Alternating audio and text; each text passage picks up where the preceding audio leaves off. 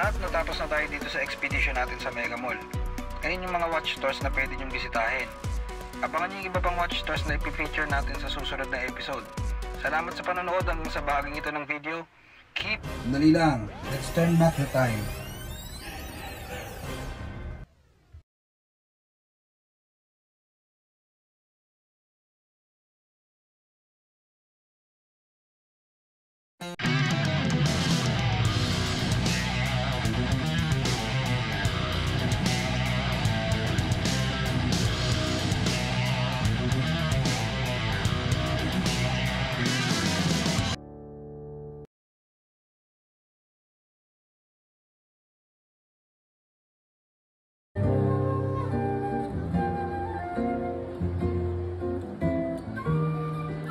Matagal-tagal din tayong hindi nakapag-explore ng mga relo.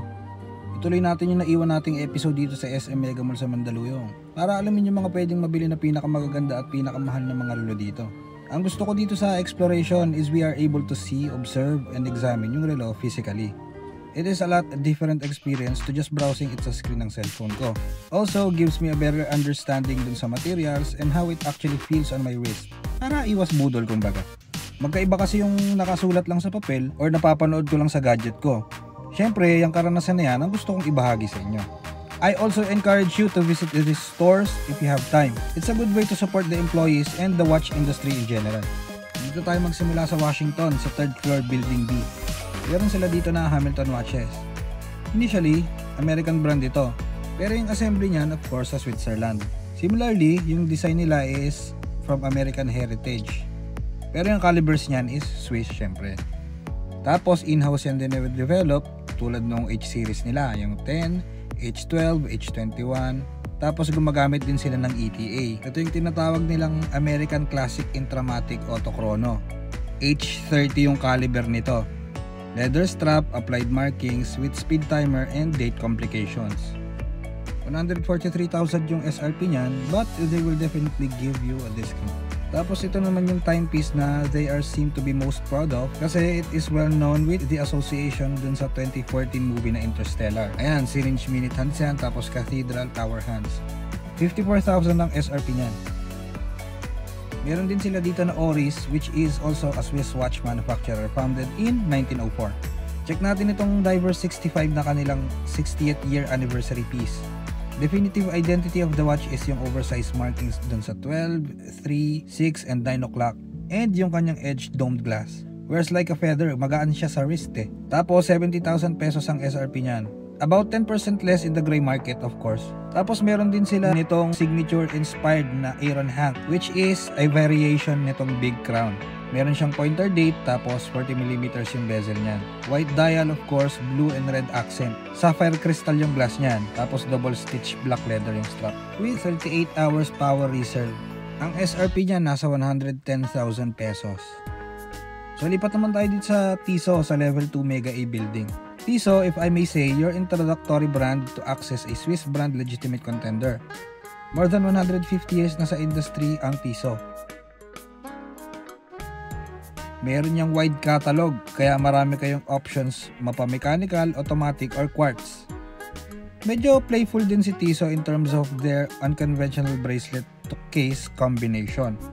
Meron sila doon na mesh bracelets, merong bead surprise, meron din naman mga casual tsaka dress leather. Si Tissot ang nag-pioneer ng mga anti-magnetic components ng mga relo. Pagka yung relo kasi may components na nickel, steel, iron, nadidislocate ng magnet yung mga pyesa na yan, kaya nasisira yung balanse ng relo. Yan ang sinolusyonan ng research team ni Tissot. Meron din sila nitong tinatawag na integrated bracelet or yung pinag-isa yung bracelet sa kaha ng relo. Kagaya nitong chrono version nitong PRX. Case size nito is 42mm. Medyo mas malaki siya ng kaunti dun sa OG na PRX na nasa 40mm lang, no? Since may complications ito. Ito yung iba pang key features niya na pwede nyo namang i-google to know more about this watch. Tapos kung familiar kayo sa NBA star player na si Damian Lillard, isa siyang brand ambassador nitong Tissot brand.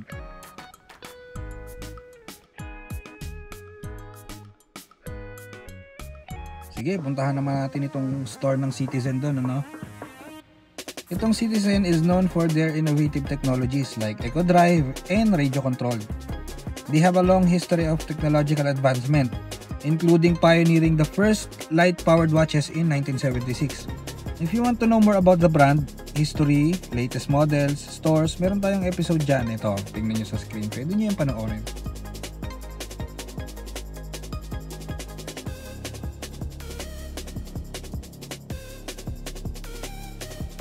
Ito naman, opinion ko lang itong perpetual calendar atomic timekeeping nila na relo, ito na yung one of the best quartz watch na pwede mong mabili. Of course, arguably, pwede din naman yung F1 ni Tag Heuer na ipapakita natin maya-maya. Kaya lang, ito kasing F1 ng Tag Heuer medyo expensive siya. And besides, kung magta-Tag Heuer ako, most definitely ang bibilin ko na yung mga automatic or yung mga mechanical timepieces nila. Pero kasi in terms of value for money sa mga quartz movement, medyo mahirap talunin yung Casio dyan, especially yung mga G-Shock nila na MTG tsaka yung mga Casio Oak. Pero depende naman yan, if you were leaning more towards ruggedness or durability, syempre doon ka sa Casio. Pero if you're looking for a more decent craftsmanship, you'd go for Citizen. I would also like to highlight na yung case and bracelet nitong mga Citizen na ganitong models are made of titanium.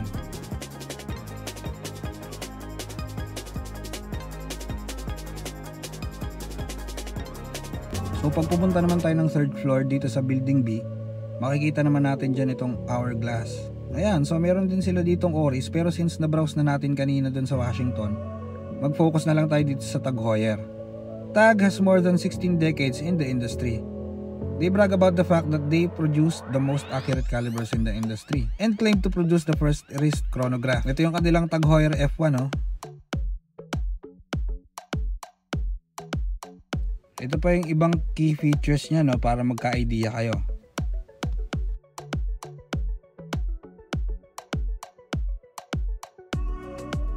Ito naman yung kanilang flagship model na tinatawag na Carrera with speed timer complication. Ang SRP niyan is around 440 to 450,000 pesos. Fun fact, kung familiar kayo kay Ryan Gosling at Patrick Dempsey, ilan sila sa mga sikat na brand ambassador nitong Tag Heuer. While heading to the next store na pupuntahan natin, we are fortunate to come across this wonderful couple. Si Mr. Julius Babaw and his wife, Miss Anatom Tintin Bersola. They are very sweet, kind, and approachable. And kudos nga pala dun sa kanilang attendant. Diba? Hindi lang yung relay nakita natin personally. Sige, next stop, itong flagship store ng Longines. Longines was founded in 1832.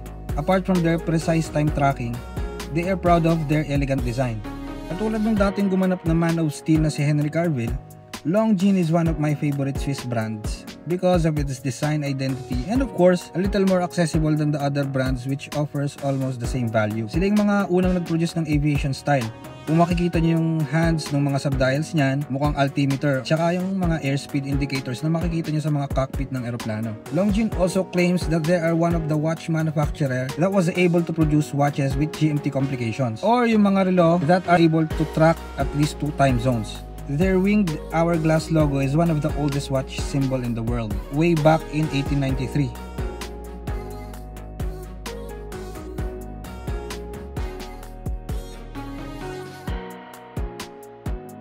But before we leave the store, let's try out my favorite timepiece of this exploration and expedition. Itong Master Collection Speed Timer. Ito yung mga key features niyan. Meron niyang moon phase, meron niyang chronograph, may pointer date, may weekday, may month, may small seconds. One of the most complicated watch na pwede niyong mabili sa ganitong halaga, 192,000 pesos. Ayun, medyo pagod na ako kaya hanggang dito na lang muna siguro. May ilang watch stores na hindi na natin maiko-cover sa episode na to, dahil meron na tayong nakahandang bukod na content para dyan. Ilang oras din yung ginugol ko para ma-produce yung ganitong klaseng content. Kaya tulungan nyo naman akong bigyan ng hustisya yung mga desisyon ko sa buhay. Yan naman payo lang sa akin itong ating watchmate na si Attorney Salvador P. Like, share, and subscribe nyo na para hindi na natin kailangang humarap pa sa Korte Suprema. So kita-kits na lang sa susunod na episode. Glory be to the Almighty and keep watching.